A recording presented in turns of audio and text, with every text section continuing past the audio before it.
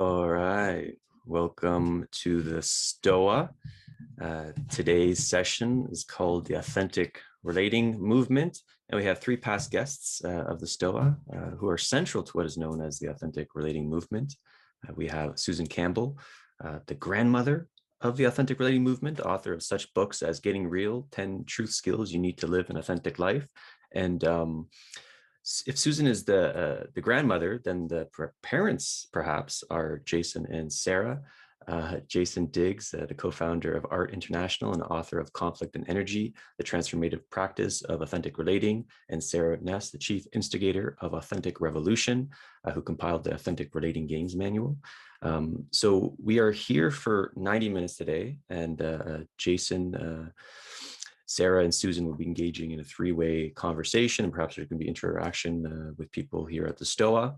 And I'll take in Jason in a moment, who will basically, I'll hand the keys to Jason, Sara, and Susan, and use me as you see fit if you need help with anything. But I'll take in Jason now, and he can explain how today is going to look like. Jason and everyone, welcome to the STOA. And I think you can unmute yourself now. Yes, you have access. Hi. Welcome, everyone. So feel free to turn on your camera if that feels comfortable. And we'll start just by putting where we're from in chat, and also three subjective words about how you're doing it in this moment, or one phrase about how you're doing right here in this moment. And so much of authentic relating is about coming right here, right now. And also attuning to others. So feel free to read the chat as we start to get a sense of who we are as a group. And yeah, I'm delighted to be here with Susan and Sara. I've definitely had dialogues with both of them in different contexts, either on my podcast or teaching together and all these things. And it's really cool to have the three of us together, which has never really happened before. And the context for this conversation is the authentic relating movement till now and where we're going in the future. And so we're going to talk quite a bit about that. And we're going to have a few little interactive pieces for all of you.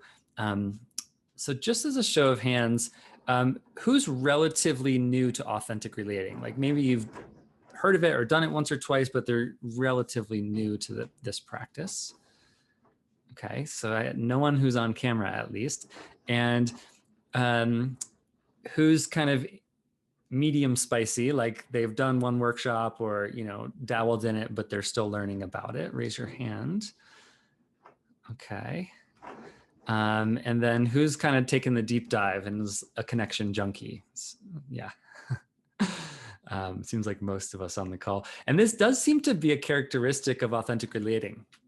About 5 to 10% of the people who encounter it get really lit up by it, and they go really deep with it. And they take courses from multiple different companies, and it does seem to be a factor. So right now we're just going to have a, actually, Peter, will you pin the three of us? I think that might be appropriate with where we're going. That way people can leave it on gallery view, or they can be on gallery view if they want to see everyone, or they can just, yeah. So we're going to have about 3 to 5 minutes each, starting with Susan, and then myself, and then Sara, just talking about the origins of where all this came from, and some of the history, some of the different players who've made it what it is today. And that way we have like a whole list of topics. Well, we definitely won't get to all of them today, but excited to dive in. Susan, you want to jump in? Hi, everyone. So we're going to look first at some of the historical antecedents of this movement. So I'm going to start with a screen share that summarizes some of this.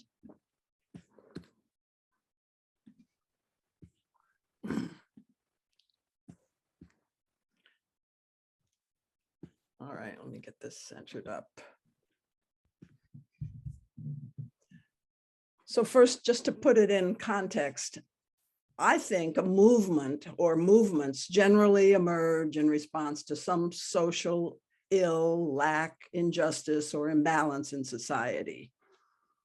Like the women's movement was aimed at gender inequality, the civil rights movement, racial inequality. And in the early 60s, something began to emerge as a movement. We called it then the human potential movement, that was balancing a different kind of inequality. It wasn't an inequality, it was a history of people being very conformist, kind of rigid in their options about what an individual can do, because uniqueness, any kind of uniqueness, like if you had a different gender identity than male or female, that was completely out of the question in the 50s. So in the 60s, there began to emerge the human potential movement.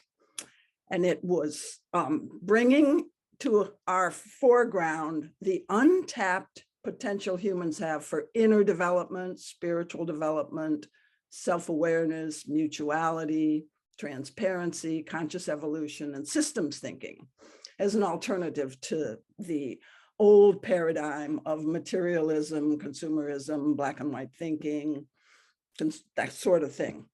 So some of the phrases that emerged out of that, the whole is greater than the sum of its parts.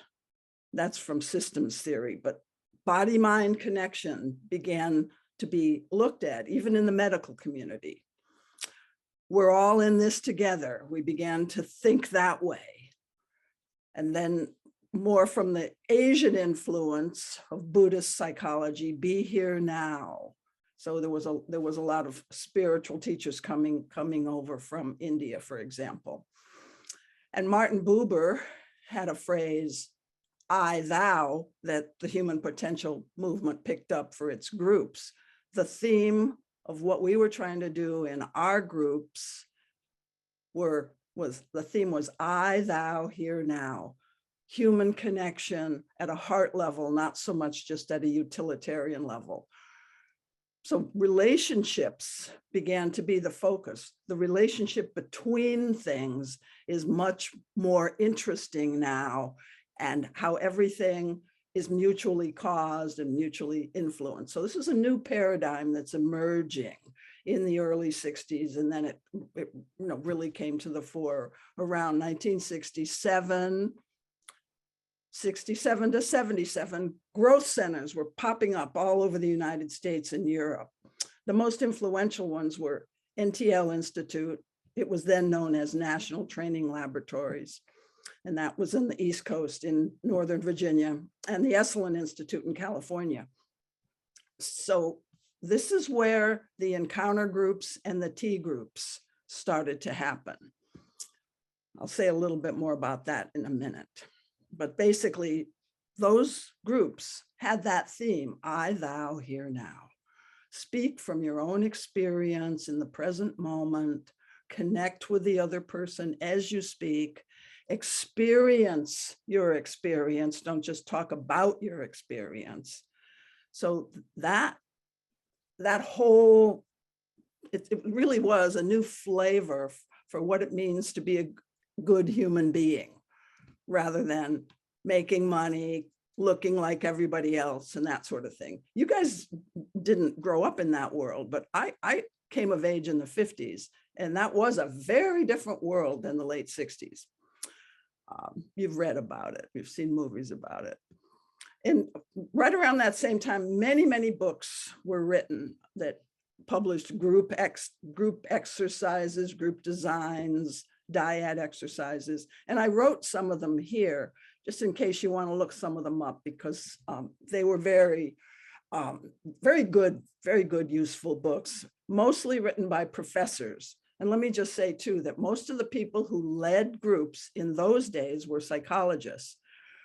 I used to say, the only people that I could relate to were psychologists. And then, before 67, but after that, it's like everybody, I could relate to everybody. mean, at least in my little world, because people were taking all these groups and they were getting more sophisticated about expressing feelings and even knowing what you're feeling. So the whole feeling side of a human being was getting more and more important. It's really kind of fun to have lived as long as I have and to remember that other world where, and I mean, those pressures are still with us, but they're much different, at least within this subculture that we call the authentic relating movement. So those are just some of the books. There were also businesses were starting to teach this stuff. And in fact, they were the pioneers. That's the first I heard about tea groups, was businesses were sending people. And then, I went and trained to be able to teach tea groups in 1967. Many of the people who came to these groups in the growth centers in those days, because I was leading groups since 67, were clergy, businessmen, teachers. They just weren't the average person. They were people who tied it in with their professional development in some way. And a lot of times their organization paid for them to come to these groups. And professors, even before I started in this movement, professors like Carl Rogers at the University of Chicago were teaching college classes that were completely unstructured group process. And I would hear about those, and it sounded like complete chaos, because in those days we were very, very experimental, and we really didn't have too many ground rules or agreements. Carl Rogers was a real pioneer in this. And then 96 to 97 is when I started creating the Getting Real card game. I didn't start out to write a book. I created the game because I thought we really like to know what it's like for other people. We're really curious about other people. And I'm, I guess, somewhat of a voyeur myself. So I created this game, taking it to places like Burning Man and business conferences before it was really published, just to field test it and to see what questions worked, what questions didn't work, and that sort of thing. And during that time, I was also hosting honesty salons in my home, which were basically tea groups, let's just say. So I did not set out to be any kind of grandmother of any movement. Maybe we should call me the accidental grandmother. And I really didn't know that people were using my book, Getting Real, as part of their curriculum for a long time. That was probably in the early 2000s that I realized this. Although I heard about some of this because some of the people that would come to my workshops were part of the Authentic Man program, Authentic San Francisco, Authentic Boston, those kind of organizations. So I did, all I was doing in the Getting Real practices were trying to help make the world safer for honesty and for differences and for each person's uniqueness. So I was more skill oriented. I wasn't attempting to create community, but I realized community was a very important thing. I was hoping coaches would pick this work up and bring it out into the world. So it is into this world that authentic relating emerged. And there's lots more influences, because when I used to attend workshops at Esalen, for example, I would be in groups side by side with Werner Erhard, Marshall Rosenberg, those kind of people. We were all studying from some of the same teachers like Gregory Bateson, Fritz Perls, Al Wang, those kind of people. Mainly at Esalen is where I met up with these guys. So I'm going to close my part, and if you have any questions about any of this, you can put them in the chat or ask them later on. Thank you, Susan. Stop the share here. Yeah. Thank you so much for that. Yeah, I love hearing about some of the historical parts, especially the part where you tested your card game at Burning Man. That feels so. And yeah, so just for my couple of minute section on the history, as I study it more, like I'm finding more of the roots that you're mentioning, right? It turns out in Gestalt psychology, they actually used the term intersubjective meditation. And that's a term that we were using to describe circling, 10 years ago. And I didn't even know that term came from Gestalt. And so really starting 15 to 17 years ago in the Bay Area, you had this group of people who studied everything. They took all of the workshops, they took Landmark, and there was so much cross-pollination. And they really incubated something that I would say has an 80% overlap conceptually with what was happening before in the human potential movement, and especially with T groups of being in the present moment, I, thou, here and now, and really understanding that like some unique alchemical magic happens when we let the past go and we let the future take care of itself and we come right here and right now, like specifically as a practice, right? Because that happens all the time in normal flow of life, but you might come directly into the present moment for like 15 seconds and have a moment of intimacy. And then it's like, oh, let me check this. And it's like, we're off again. But when we actually set aside like an hour or 2 hours or a full weekend workshop to be in the present moment, something unique happens in our development.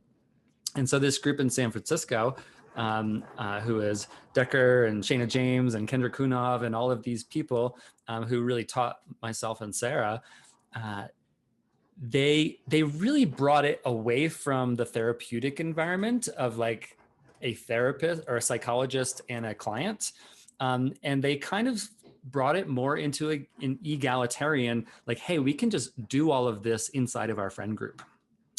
And there was something about that allowed, even though the conceptual overlap was 80 or 90%, like they developed their own terminology and they were able to go deep. And that's when circling first was born. Guy Sangstock was one of the founders of that. And what is circling? It's actually a very advanced authentic relating game is one way that I think of it.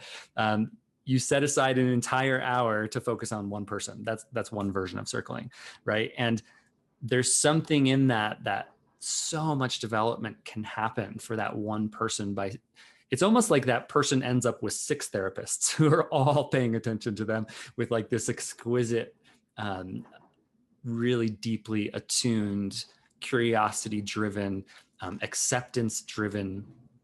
And, in normal flow of life, we have a wide array of motivations. But what happens when we come right here, right now, and our only motivation is acceptance? In other words, our only agenda is to drop our agendas, right? That's really where the magic started to happen. And so then the community moved to Boulder, Colorado, and about 10 years ago is when Sara and I got involved.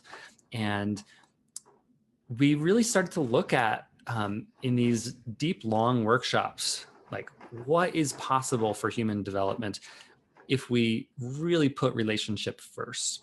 And this has really been an amazing community building experiment because now it's gone all over the world.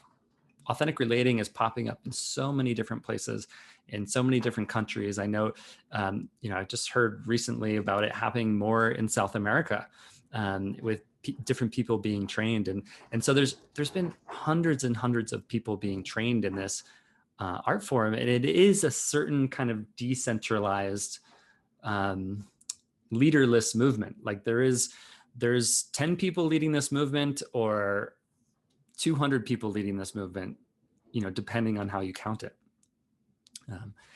And so I think we have a long way to go, though. I think we're still learning a lot as a movement about what relational intelligence is and what interpersonal intelligence is, and as different than emotional intelligence, right? We know that authentic relating increases our emotional intelligence if we practice it earnestly for a few months or more. Yet we don't actually fully know exactly how interpersonal intelligence and emotional intelligence are different and how those interplay.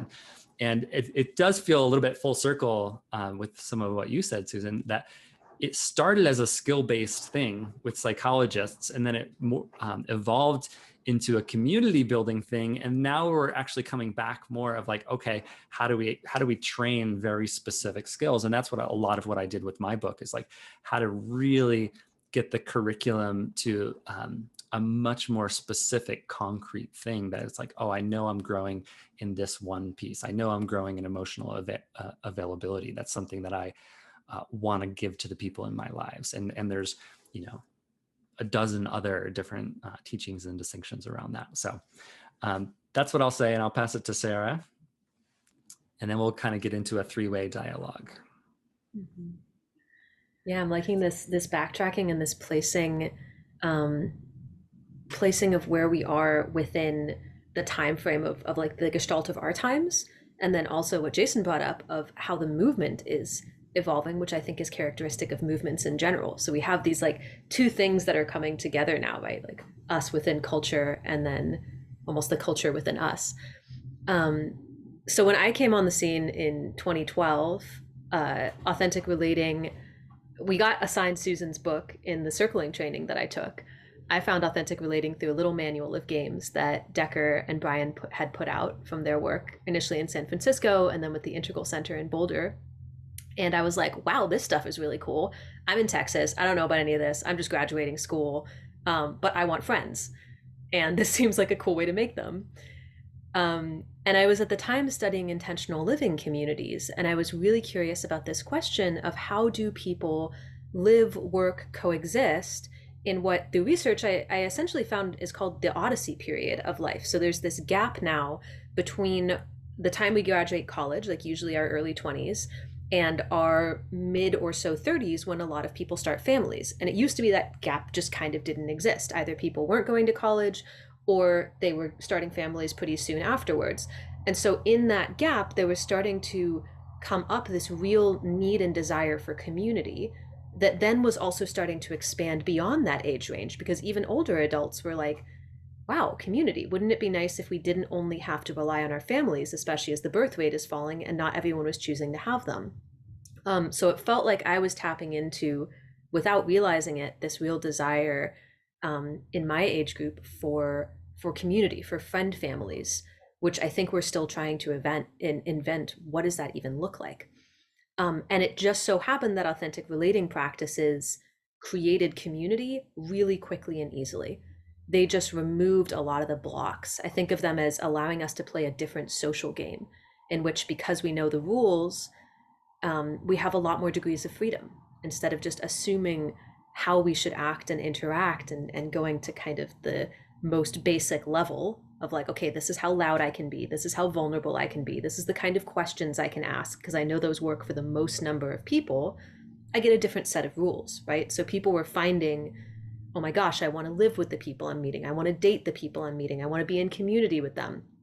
I've talked to a couple people in the last few days who were members back of our community in Austin back in like 2012 to 2015 range. And it was like the high point of their lives, of all of our lives. It was just this co-creative, trying new things, bumping up against each other, forming community with each other sort of experience that none of us had really had or known could happen. So that's really what we were tapping into. And I started collating the games that I was finding from doing the Austin community and doing some, what I didn't realize at the time were experiments in open leadership, in let's train anyone, let's have anyone able to facilitate. Let's assume that we're going to rub our edges off on each other. And when I look back at those days, I'm like, whew, a lot of those people should not have been facilitators. And yet now they've evolved into some of our most skilled leaders. So it taught me a lot about different ways of doing leadership, which now has become one of the trends, I think, which is what is leadership, what is facilitation versus leadership. So now that there was this interest in community, and then as the movement has grown, we've started wanting to tap into larger societal currents because it's not financially sustainable to just do community. People aren't willing to really pay for it yet. And so we've bumped into these larger things, which are like mind, body, and mindfulness and trauma work. So engaging the whole self, which authentic relating taps into through the somatic and experiential parts of it. And then we've also tapped into facilitation as a norm instead of just leadership. I think agile methodology and has really brought a lot of that forward, because in agile, which is a huge movement these days, they have scrum coaches, and those are facilitators. And so there's been this, and agile calls a lot of their kind of customer assessment tools games. So we're starting to kind of explore the edges of how do we tap into what's happening now, even as we get more in contact with people like Susan and look at, well, where do we come from? Because for a long time, I think we had the very egocentric, like, we're doing something totally new and no one's ever done it before. And then I started talking to Susan and I was like, oh yeah, hi, Carl Rogers. So that's where I see us as now. Nice. Thank you, Sara.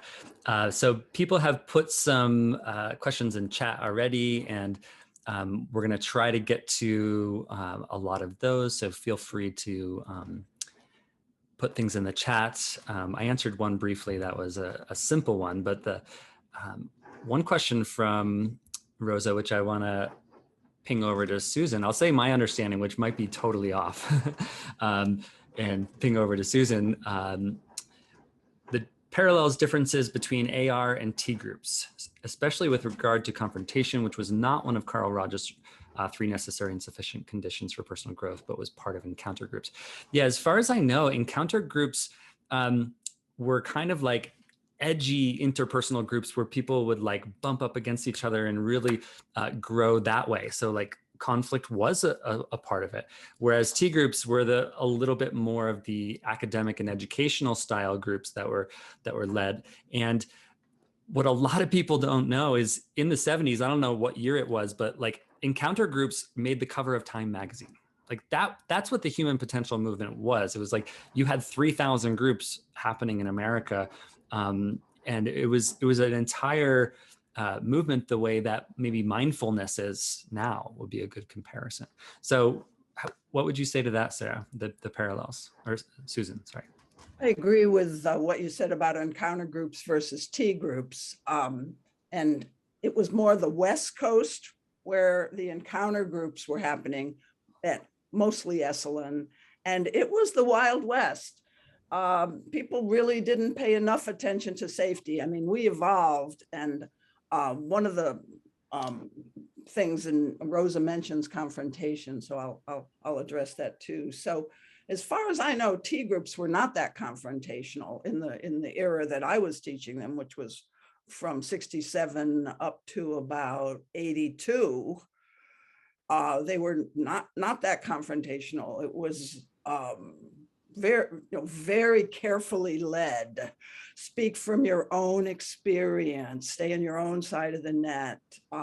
There's no pile-ons. Be careful about your projections onto others. But on the other hand, on the West Coast, there were wrestling matches. I mean, people would get hurt. There was a lot of nakedness because Esalen, so halfway through the group, everybody'd take off their clothes, and I mean, not that was confrontation, but like I went to one where the leader, I was with my husband, and the leader said, what do you like best about your partner's body, and what do you like least about your partner's body? I mean, it was like that, okay? Wow. Buttons were being pushed all over the place intentionally. It was like, I got so strong in relationship to dealing with anger coming at me, because that had been a fear of mine until I entered this movement. Okay. There was almost a parallel experience in kind of the 2000s and recently in the authentic relating movement, because Circling Europe came on the scene. It must have been 8 or 9 years ago. And I remember taking a course in New York City with you, Sara, and it was edgy AF. Oh my gosh. Like we really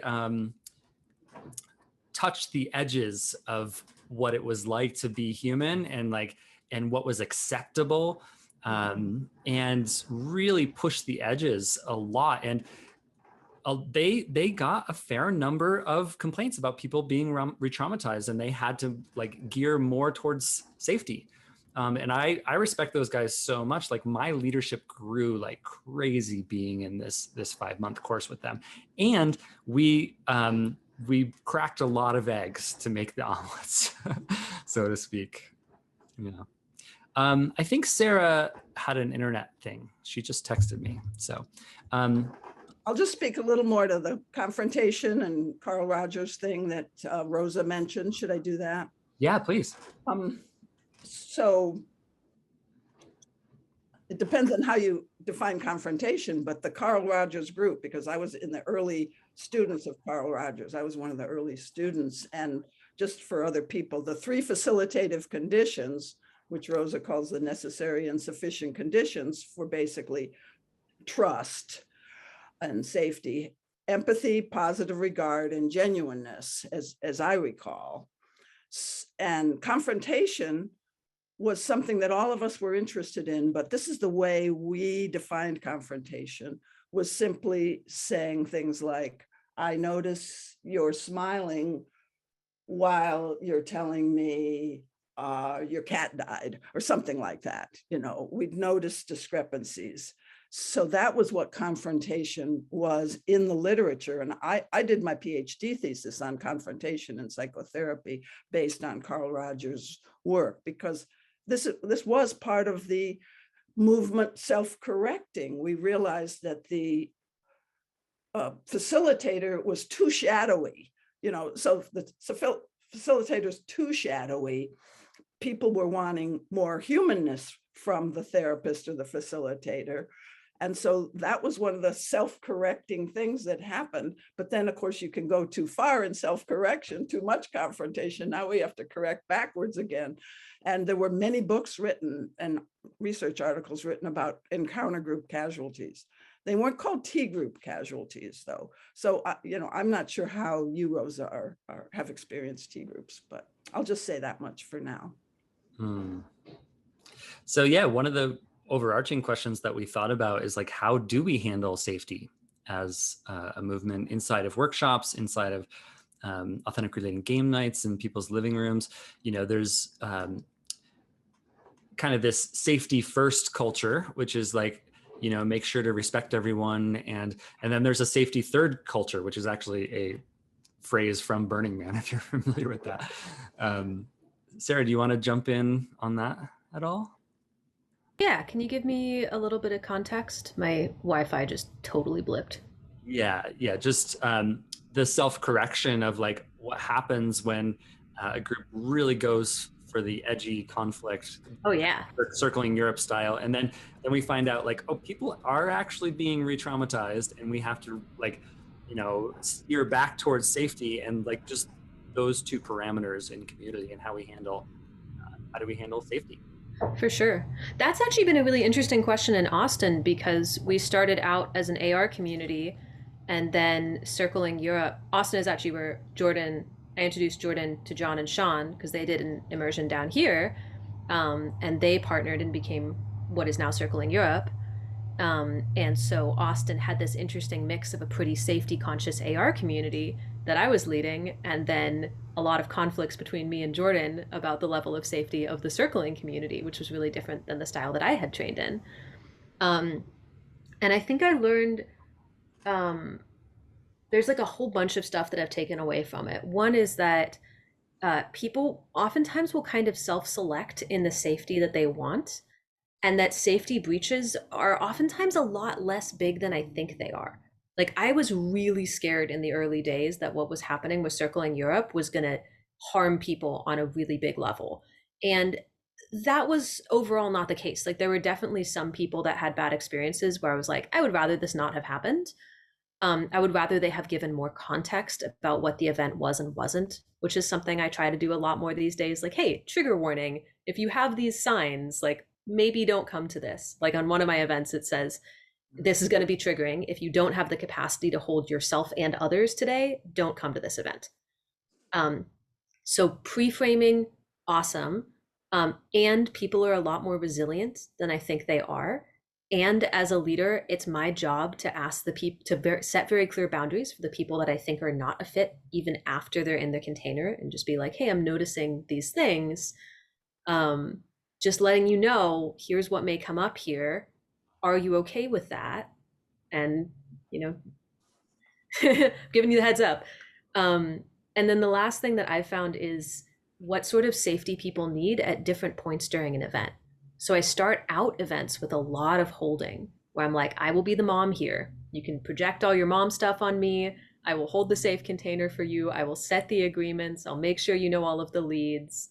We'll do the game, you know, kind of the structured game activities. And then over the course of time, I'll decrease that a little more and a little more, and I'll start asking them to take more responsibility for their experience. And in my trainings these days, I even have that explicit.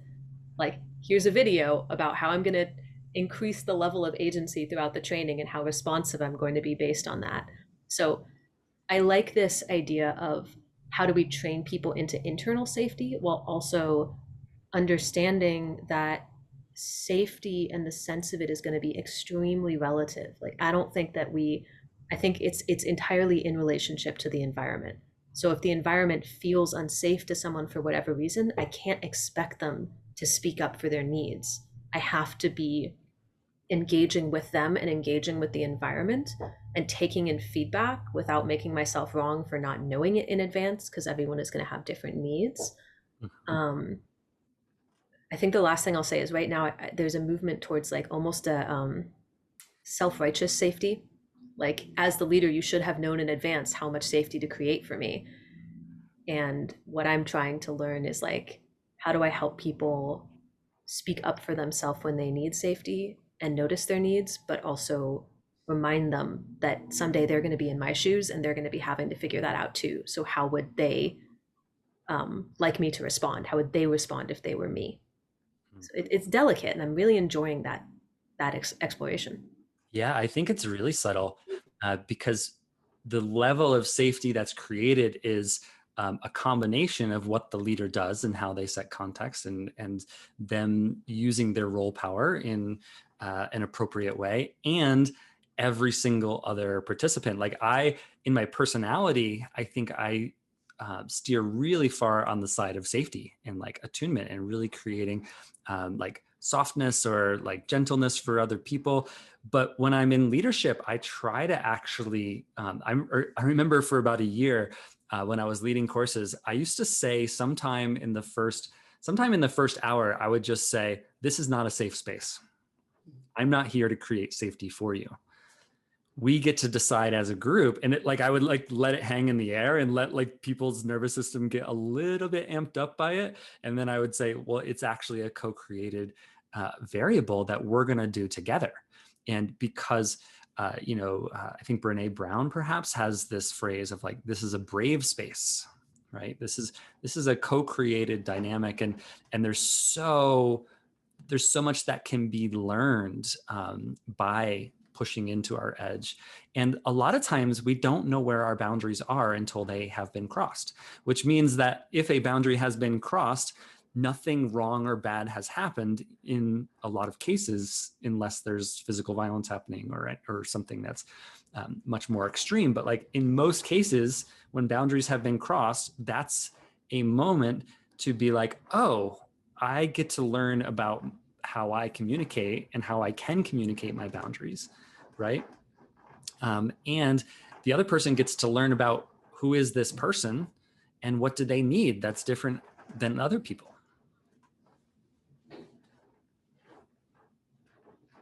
And it's an opportunity for intimacy, for getting to know one another and adjusting. Where do we want to go now? I'll just say a summary thing then. So what Sara and Jason, what I get out of what you've been sharing is a little bit more about how a movement grows and changes and evolves in response to feedback. And so, one of our cutting edges now does have to do with much more awareness of trauma and people having trauma responses. Like Sara said, if you're not feeling safe, you can't even speak up for yourself. So the leaders being aware of that sort of thing, we're taking safety to a different level now, even and trying to train, in my groups, trying to train everybody to realize when you're triggered, when somebody else might be triggered, and just know that we're kind of wired together when we're in a group. So we're all in this together, and our nervous systems can feel it when somebody else is in distress. And that brings us more into the we space stuff, which I think is an emerging trend too in culture. And so that's kind of here And interesting in our world also now. to speak to that, Susan. There's and I'd actually be really curious to hear your thoughts on this, and Jason's too. But I've been thinking about where we are from. I don't know how many of you know the kind of Ken Wilber integral levels. This was a big part of my initial training at the Integral Center, is this idea of egocentric, ethnocentric, world-centric, which essentially is like, how much is my focus, or a better way of saying it is like socialized self, individual self, collective self, might be based more on Robert Keegan's work. And I think, Susan, what you were speaking about is people coming out of the age of the socialized self, where we had really clear societal roles and who we were supposed to be. And then we started coming in Jason and my age very much into the individualized self. And I still think we're really in that mostly. So even this question of trauma and individual trauma is an individual question. And we keep seeing it in our groups as, well, how does the facilitator make space safe for the individual? And how can the individual speak up? And what is happening for the individual, which deprioritizes a lot of this we space idea, which is most at the cutting edge and kind of has been in the background, I think, for a very long time, which is how are we being affected by our environment and how are we affecting others, and what are the ways that we kind of resonate in common, to use the more spiritual term. But that actually is happening. Like, you can track in a group over time how the safety of the group is evolving and how that's affecting the individual. Like, that's where you get these really like, oh, we feel so good together. That's not because every individual has decided to feel good together.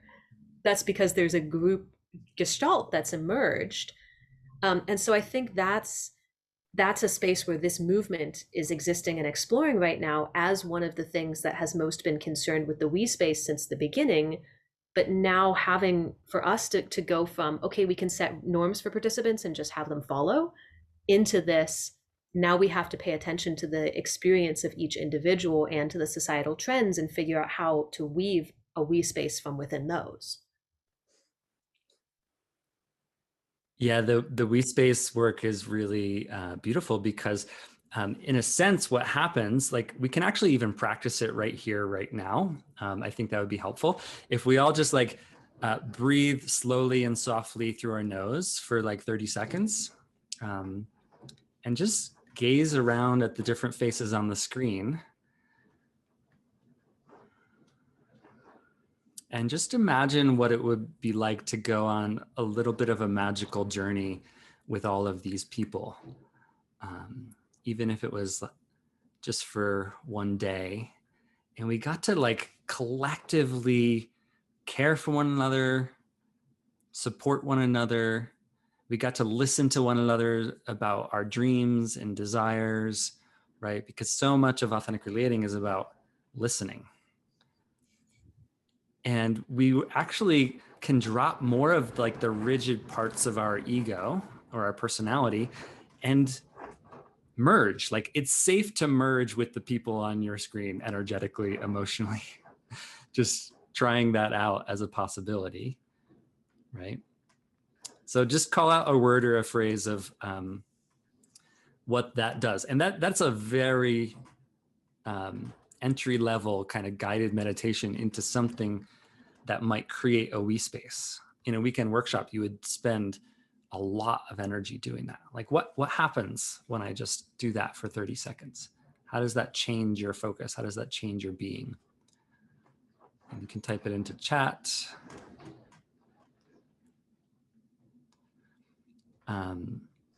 Calming.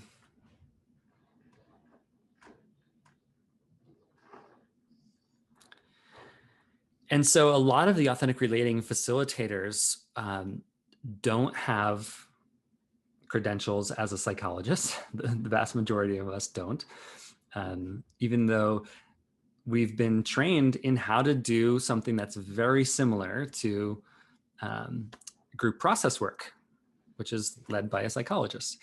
And so we have been trained how to create these group field experiences. That's another, I'm not a big fan of the term we space. I think group field is a little bit of a better term personally.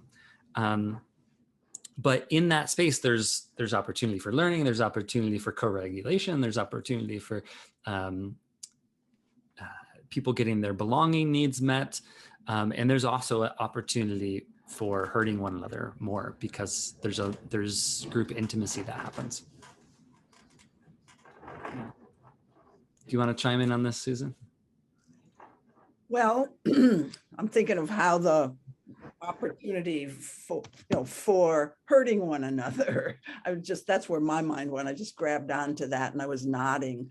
All I have to say about that is obviously the more interconnected we feel, the more we care, the more the loss of connection triggers people. So I maintain that mostly what triggers people is some sense of loss of connection or fear of loss of connection. And we're in the connection business, but helping people notice what creates loss of connection. I think that's a big part of our movement. And when our opportunities for connection present that you either take or don't take.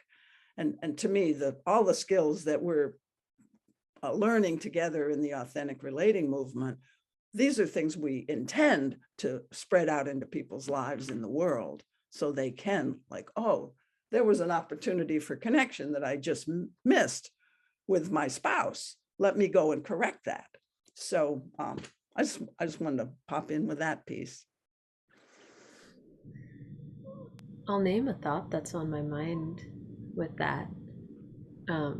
Also, I'm loving these comments in chat, especially Sherry's. I appreciate the increase of live humans coming on video since Jason's prompt. It was such a beautiful way to just bring us into presence together.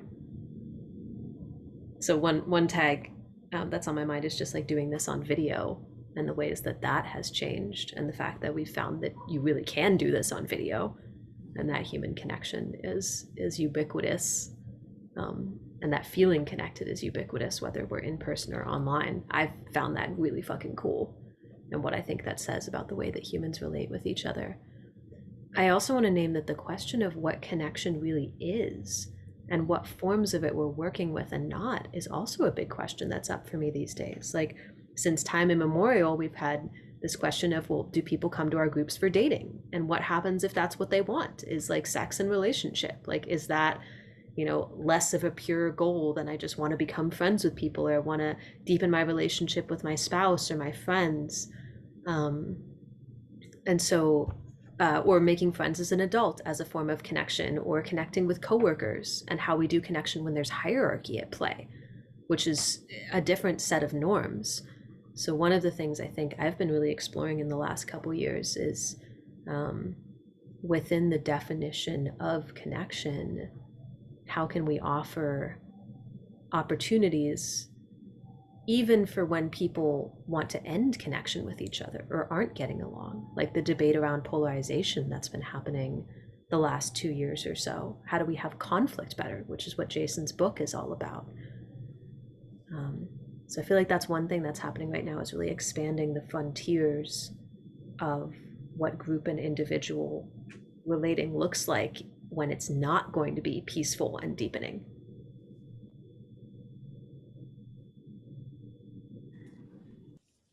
I like going to the really meta question of wait, what is connection anyway? Right? Because connection might mean we're doing a project together, we have the same mission, and because we're accomplishing something together, we feel connected. Think of a sports team, or obviously so much that happens at work. Connection might be we're making meals together and talking about things that are happening in the world, right? People do this all the time. And I think what we're studying in authentic relating is a much, we say we're in the connection business. I love it when you said that, Susan. I think it's actually a small subset of connection that we're really focused on, which is essentially platonic intimacy, right? It's like if I have eye contact and I'm in the present moment with another person, there's something else happening. There's something else that gets invoked. We're invoking our heart is one way to say it. And you can have like even a small amount, a tiny bit more intimacy with a cashier, in your life might look like looking them in the eye and like really genuinely being interested about them, instead of treating that as just a transaction, right? And it's actually really interesting to experiment what happens when you bring the relational dimension of life into every piece, right?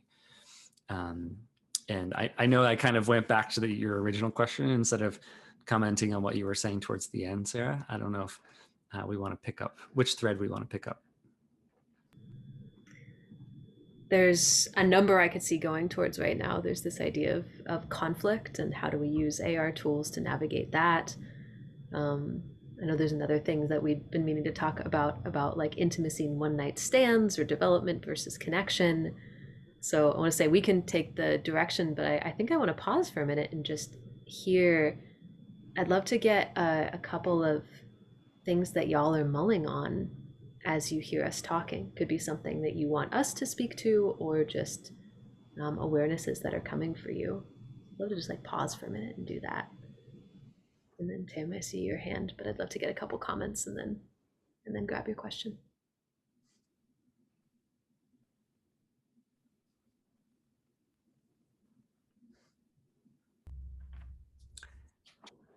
Are you wanting people to come on audio or put it in chat, Sarah? I think in chat for now, just so we get a couple of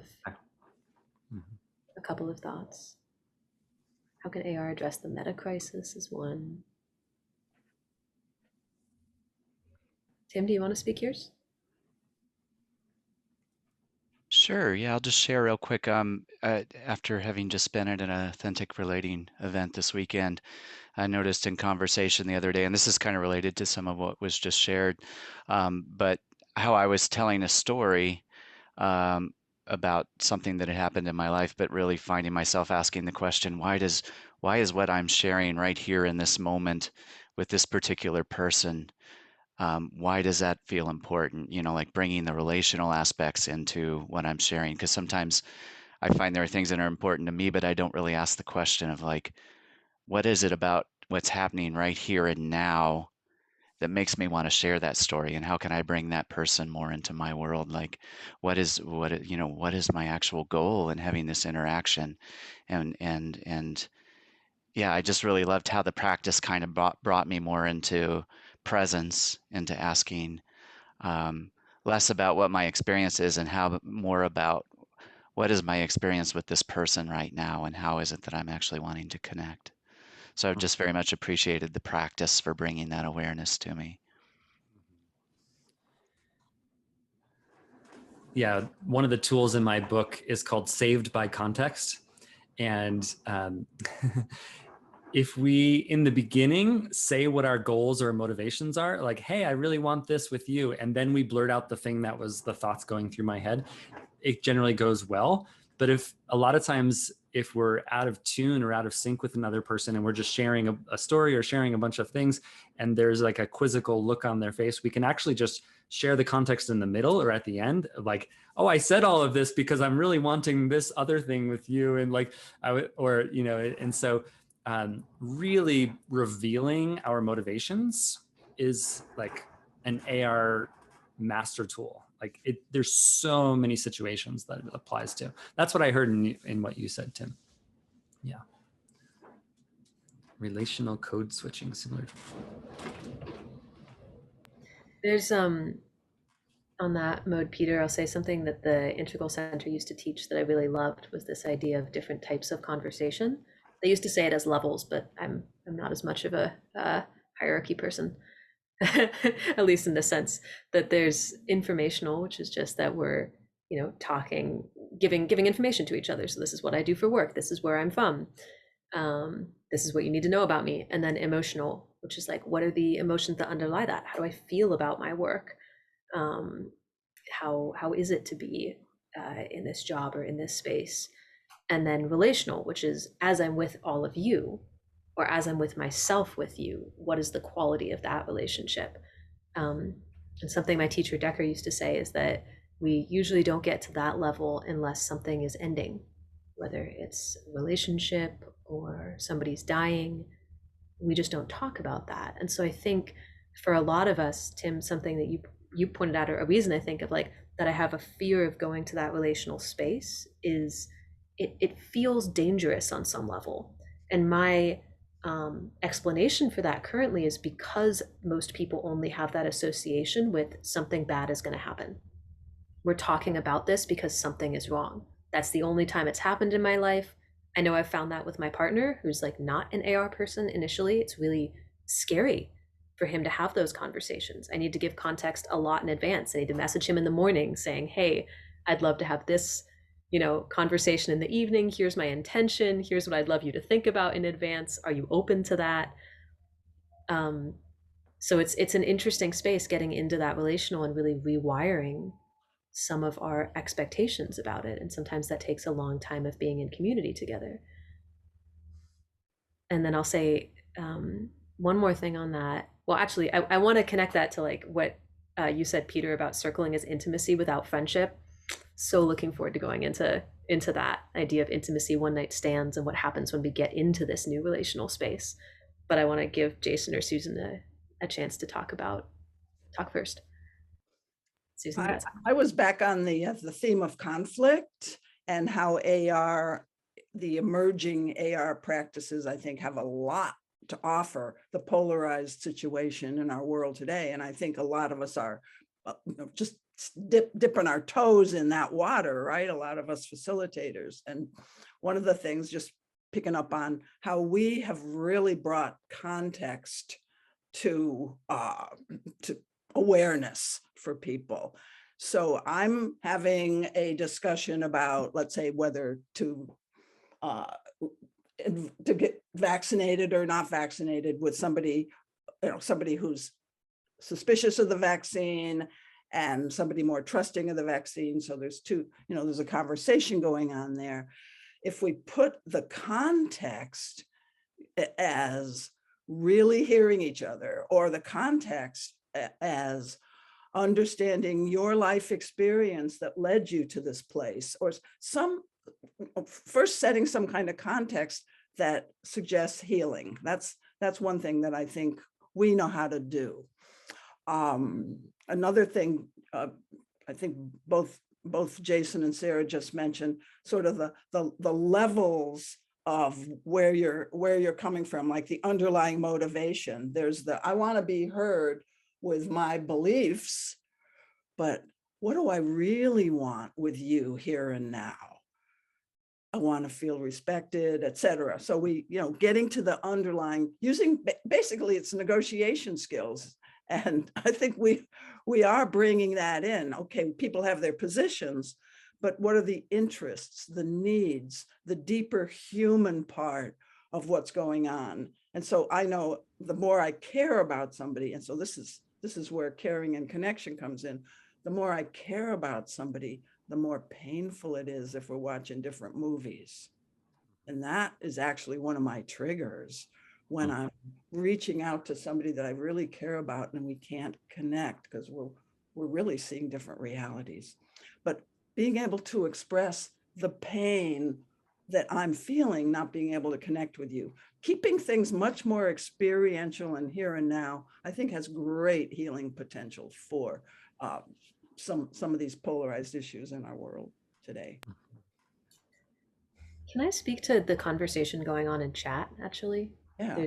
There's a really interesting one where Linnea brought up a kind of issue with somebody, a leader in a circling or AR practice, trying to get her into bed after having done the practice. And like any movement, circling and AR have these stories. Something that I've been thinking about a lot lately that I find interesting is the shadow side of really open communication. In most, and I'm thinking about this because I'm now between the authentic relating community and my partner's community, almost half and half. And my partner's very like default world, performers, artists, actors, nightlife, like parties all the time, lots of alcohol. And in that community, which I'd consider more default, there's a lot of passive communication and passive control. It's when somebody does something wrong, there's like a side comment, there's a joke, there's something that puts that person in their place. And in AR, you can't do that. In part because people have a lot of trauma around that, right? Like, how many people here have trauma around like some sort of passive communication? You can't quite come back at it, but you know you're being put down. Yeah. So in AR, we get rid of that. And that's wonderful. But on the other hand, it's way harder to enforce social control because you have to bring it up. You have to speak for it. You have to advocate it. It has to be verbal. And so there's actually, in some ways, more space for bad actors or narcissists to take over because there's not a lot of ways to push back at them unless it becomes a community process. And I don't think that our communities yet have a really good way around it. It's why this conversation around safety is so apt, but also so difficult. Like, we want to put norms in place that have people acting ethically towards each other, but we're also dealing with people in the AR community. We also get a lot of people whose social skills are quite underdeveloped, and they're trying to learn them for the first time in an environment where there are explicit rules, but you're getting people's like edges bumping up against each other all the time, and everything has to be like active communication. So I don't have a solution to it, but I think that's one of the reasons why communities, the kind of conscious community, can get rife with narcissists, because it's easier to take advantage of that when you don't have the instant somebody does something fucked up and someone else makes an offhand comment and they go, oh, okay, this is not the right place to do that.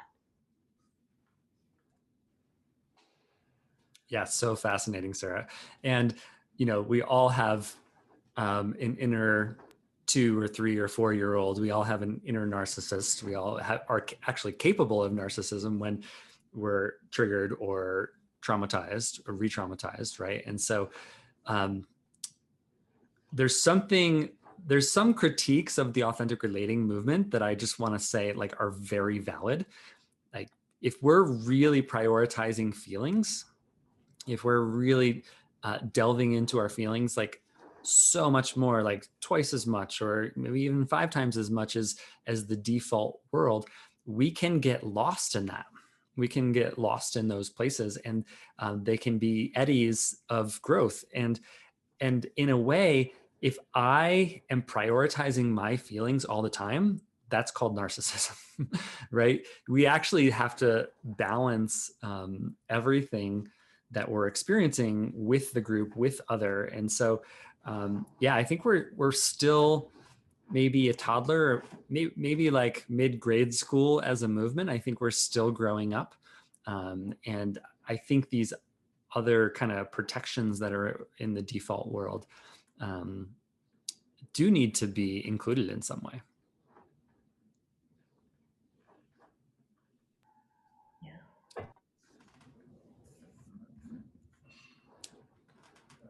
So we have 20 plus minutes left.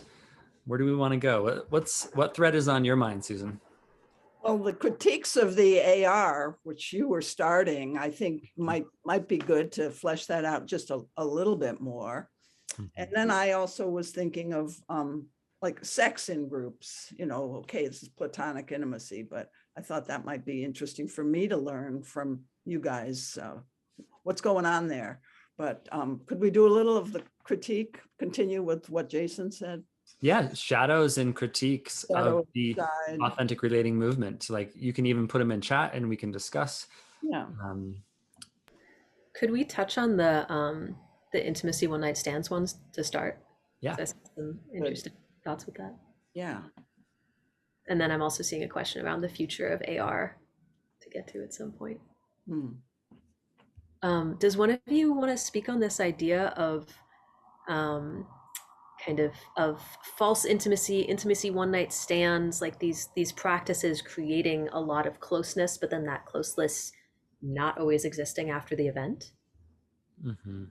Well, one thing I could say is that at the end of all of the NTL trainings, the T group trainings, we always had a final session on transition to back home and making people really aware that this is a cultural island and things are intensified and all your needs are getting met here for attention and love, and then you're going to a different culture when you go back, and it's, and a few of the cautions. So we always had that, and I'll do a little bit of that at the end of my workshops in terms of back home, what to expect and that sort of thing. And I wonder if you guys have any kind of a module that cautions people, because so many people back in the old days would fall in love, really fall in love and go home and say, I want a divorce. I mean, that was one of the critiques in the 60s. Yeah, I think this is a very valid critique. Like, it's not very good for monogamy.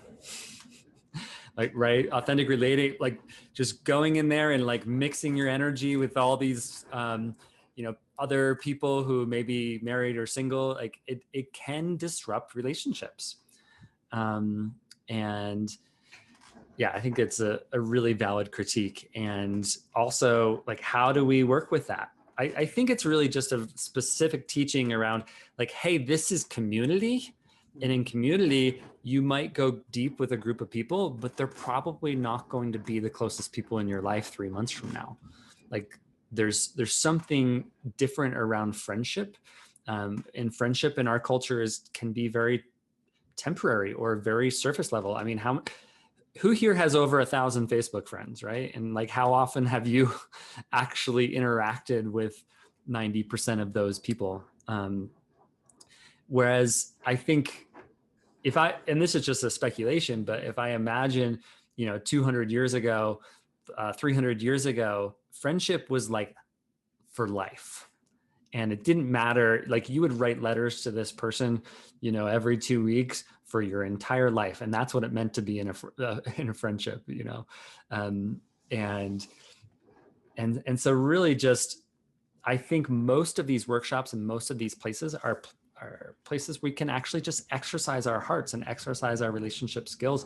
And we have to create our friendships separately. They can overlap, but it's sometimes temporary. Okay.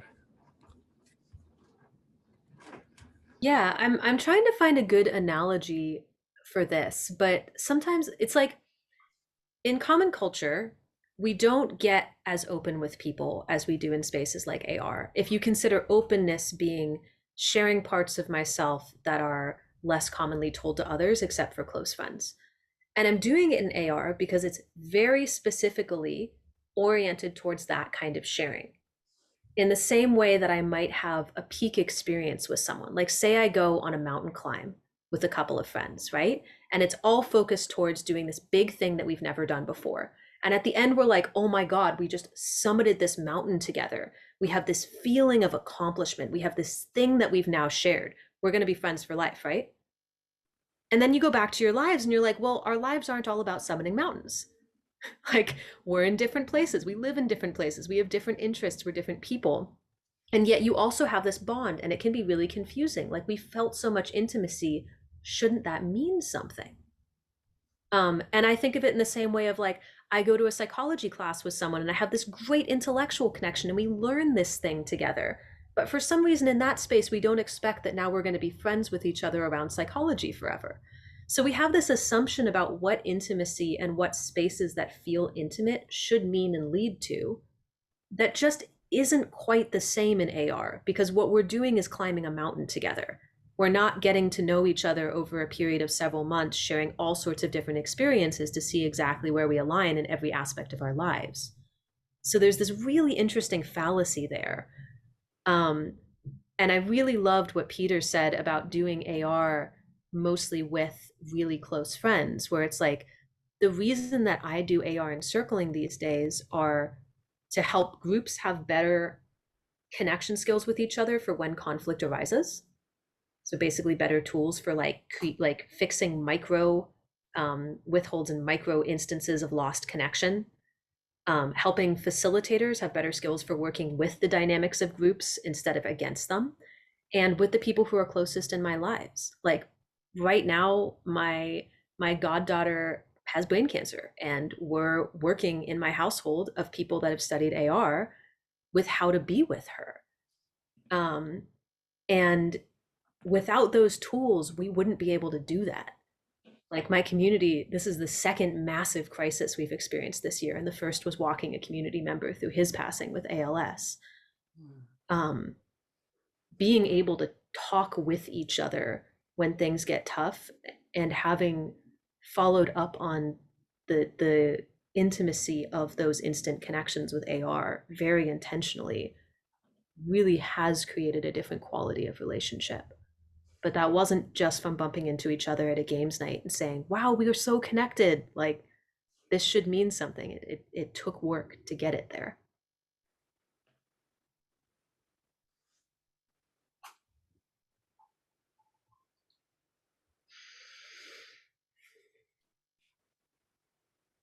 Sorry, that was kind of a bomb. It's just No. I think we're just in a transition point, and I love what you said, Sarah. I think it's really important. I think we're in a transition decision point. What threads do we want to talk about before we think about closing? Because we are coming towards the end. We had the future of authentic relating. Oh yeah. Theme, which may be time to talk about that. Mm-hmm. I think that ties in with some of the critiques, perhaps. Yeah. I think let's go there now, because we've spent, we've done the past, we've done the present. Where are we going? And more of my conversations are, ironically coming full circle. And in the clinical world, like training therapists to have more relational intelligence, and like actually training therapists to incorporate authentic relating into their practices and into their group work. I think that cross-pollination is happening more and more. I think the cross-pollination between authentic relating and business is happening more and more. And I really think that is where this is going, and the cutting edge is like, how do we research this? How do we validate this? How do we have it be more specific, more concrete, more practical, so that it can go beyond just a movement where people get their belonging needs met, which is absolutely amazing, but to something that Sara and I and all of the authentic relating leaders out there really believe that authentic relating can improve people's emotional intelligence within 3 to 6 months if people earnestly practice it. It's pretty fast. It's really remarkable, but we don't have the research to prove that. And so, are we ever going to be taken seriously by the academic world and by the business world and the education world until we can actually validate our claims that are anecdotal at this point? I think that's a big part of where we're going.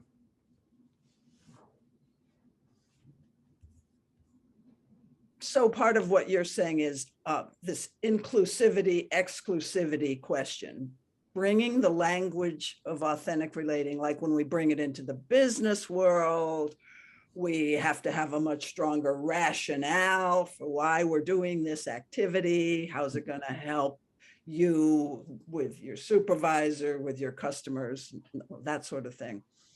And one of the chat comments, and I don't remember who said it, but had to do with, apparently some people have the image of, if you belong to the authentic relating community, you're going to have to bump up against values of polyamory and that sort of thing. And I don't feel comfortable in that community because I don't identify with that. I picked that up from one of the chat things.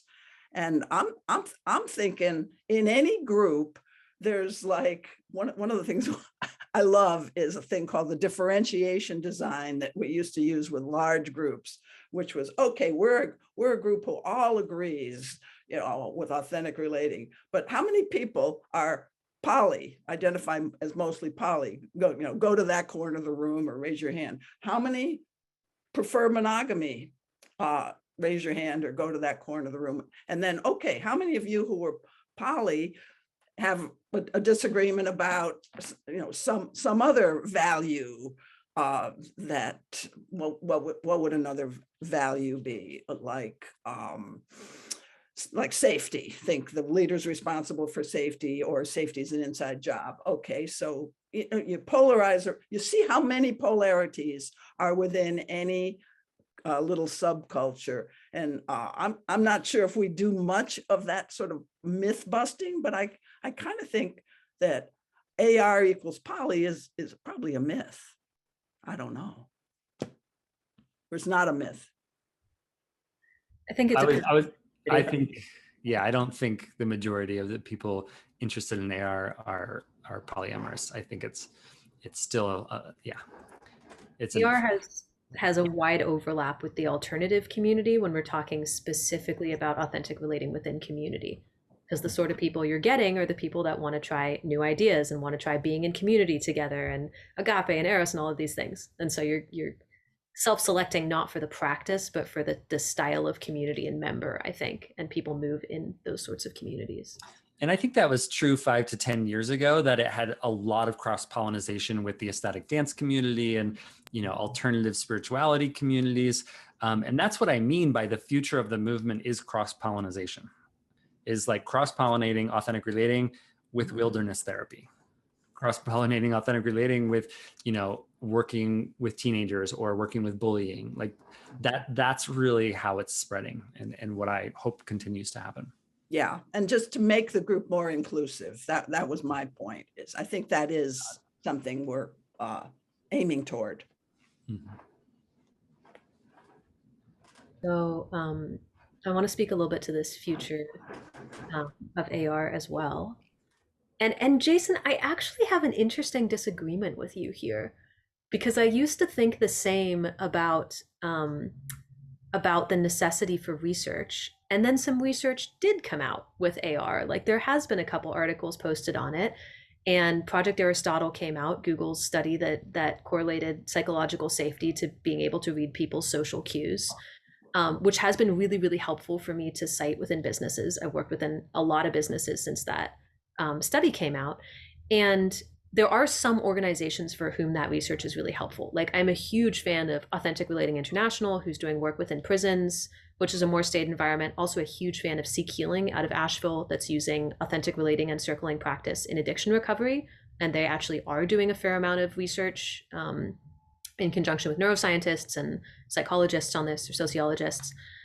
But there's something about translation is one of the things that we're going towards, is like in different fields, the term of authentic relating, the idea of, psychological safety, which is the business term for this, or mindfulness or whatever, like what are the terms that are being used for something similar to what we have? And then also, what of what we have is actually useful? And to what extent? Because when I go into businesses and they want an emotional intelligence workshop, it doesn't actually change their culture. What they need is culture change if things are really going to take root and change the norm. And I don't yet know if authentic relating has all of the tools for that, because it requires a certain degree of willingness to lean in, that we need to kind of, there needs to be coaching that happens with the leaders first. There needs to be an understanding from things like reinventing organizations of how cultures develop and change. So figuring out where our tools go, I see as one of the major hefts. And then for me, a lot of my work right now is also on developing variants of the tools for some of the biggest problems of our time. So developing models that take games like Translator and apply them to conversations on polarization, which is what I've been doing with Rebel Wisdom, or creating a typology system for different ways people can connect that includes the authentic relating norms, but isn't only explicit to them, also includes storytelling and challenging and observing and things like that. So I'm really curious. I think that's what the AR movement is doing, is it's like all sorts of consulting and businesses and communities and such are being founded, and individuals are really trying to find how this works in their own areas, and it's really undercover. So a lot of the things y'all are pointing at, people are exploring that, like Naomi and Ine. There's a lot of folks doing this in the mainstream, but the other thing that needs to happen is those threads getting brought together and those people talking with each other, because there's no there's no centralized hub for that information to get disseminated, except for, to some extent, the Authentic Relating Event Facilitators Facebook group. But I don't really know of a lot of others. So part of training for any facilitator who's going to go into a different subculture, like the business subculture, would be a kind of cross-cultural awareness. Like, these are the things to watch out for when you go into this culture, just like Margaret Mead wrote the book a long time ago about, you go into a tribe and you find out, well, what are the norms and values of this tribe? But you know, when I go into a business, we always look at the norms and values, and then how are these working for you? You know, we start there. Oh, well, I'm not safe to say a whole bunch of things to my boss, but I can say it to just about everybody on my team in the bathroom, but not in the meeting. You know, so surfacing norms and values that are dysfunctional, and then addressing those with the AR tools that we have. So I'd love to leave it open for our host, Peter, in the last 5 minutes or so. Is there anything that you would like to hear us to talk about that you think would be particularly useful to you or to the STOA as a community?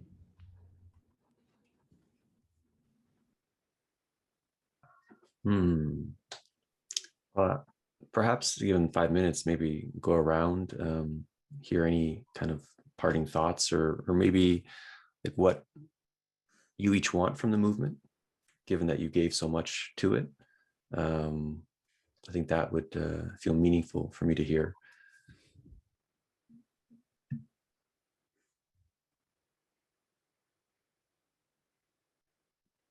So what do I personally want from the movement? Is that a way to phrase the question? Sara and Susan and Jason answer that question. Is that what you're saying? Well, yeah, just it would be cool for a checkout for each one of you to, you know, share some thoughts, and maybe if you can morph a question out of what I said, and something about you know, what do you want from, you know, there's sort of like the thoughts and where the authentic relating movement is going, but what do you want from it personally?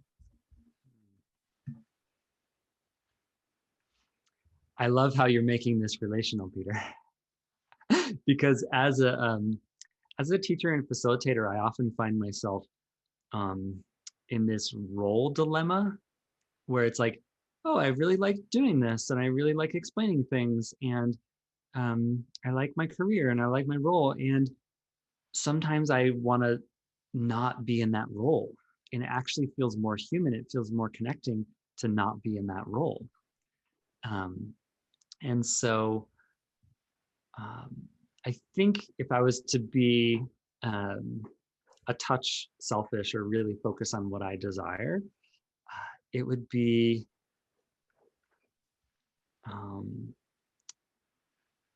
I guess it's more like experiences of people relating to me for just me, just who I am as Jason, and not as some teacher / facilitator, or and I don't even know what that would look like. And actually, when you said, Peter, I only do AR with close friends, I'm like, yes, that was like a hell yes for me in my system. And it's actually where my life is going. It's like, oh, I actually want to do this with the same group of people. And so it's like, what I want is always kind of like manifesting and unfolding. And so, yeah, thank you for this question, which is a fun way to end.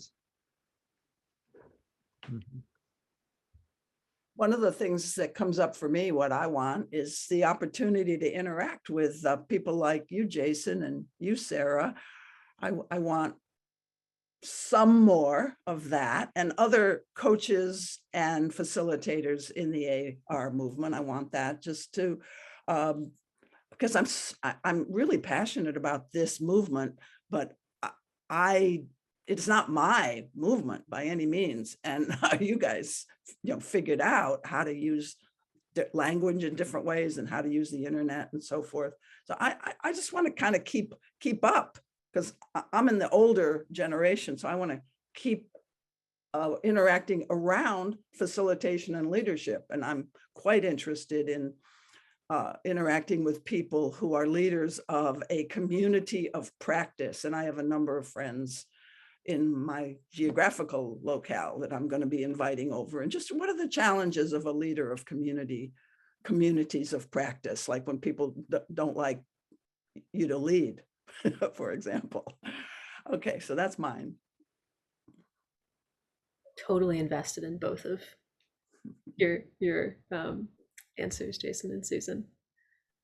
I'm glad I went last. It took me a second to think about this. First of all, I feel like I'm getting so much from this already that there are a few desires. I feel engaged and like I'm working really hard every day for something valuable. I also feel like for the last 10 years, I've been on the cutting edge of something, and that is very tired. It's knocking on a lot of doors, wanting them to open. And I'm excited for if and when the authentic relating movement catches a break. Like right now, it's like I'm coaching someone in a super conservative community how to bring social connection practices for addiction recovery. I'm working with financial technology companies, trying to teach them skills for having better conflicts. I'm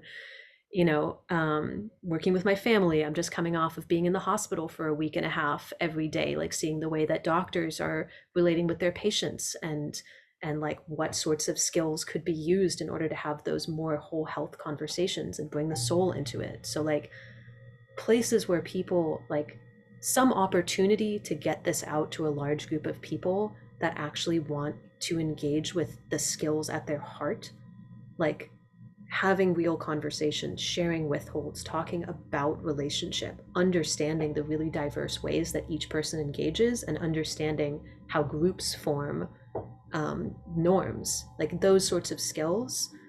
That's what I really want. Like I want AR to catch its break, and I want that to ripple out through the movement so that the many leaders that have been honing their skills in huge ways can all be involved in that, instead of it being an individual company who gets it.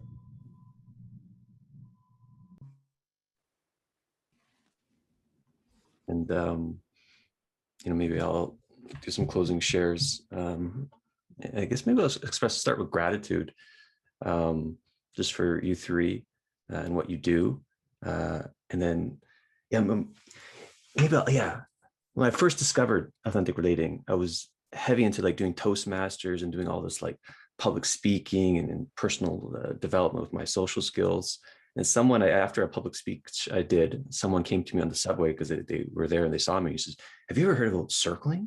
I'm like, "What's this circling?" And he says, she didn't know how to describe it. She said, "I can't describe it to you. You just got to go check it out." And I'm like, "Okay, I'll check it out." And then Taylor, who's in the room, he's the Authentic Relating Toronto. And I went to it. I'm like, what the fuck is this? It's just like, whoa, it's like my whole kind of like just world shifted. I didn't like it at first, but I liked it. And then I kept going. And then it was a game changer, really, how to like relate with people. And then I got hooked, like a lot of people get hooked when they do it. And it's just, yeah, like what Jason was talking about, just sort of being honest with your motivation and just sensing other people's motivation structures. And people can take you never met the person before, but if they touch circling or authentic relating, you can just sink in with them with some authentic goodness. And it's already rippling out. Like, my things with like looking at all these intellectual movements, and the meta modern movement is doing circling, the rationalist movement is doing circling, Extinction Rebellion is doing these intersubjective practices. And it's like a Trojan horse that's just getting through the culture, so people can really talk that have these differences. And so it's like the revolution is already happening, but it's decentralized.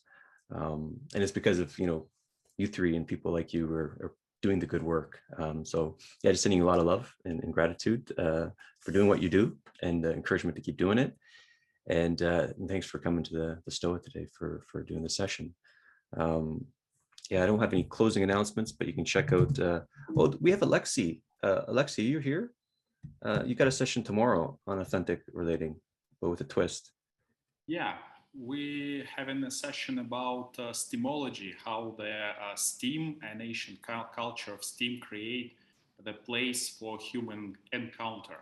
Actually, that's a close topic to authentic relating, but have roots in ancient tradition. and it will be on Friday. Yeah. You can check it on thestoa.ca. I had a coaching call with Alexi, and he came out of a steam bath, and he was like mixes Banya culture, Russian culture with circling, so it's pretty cool.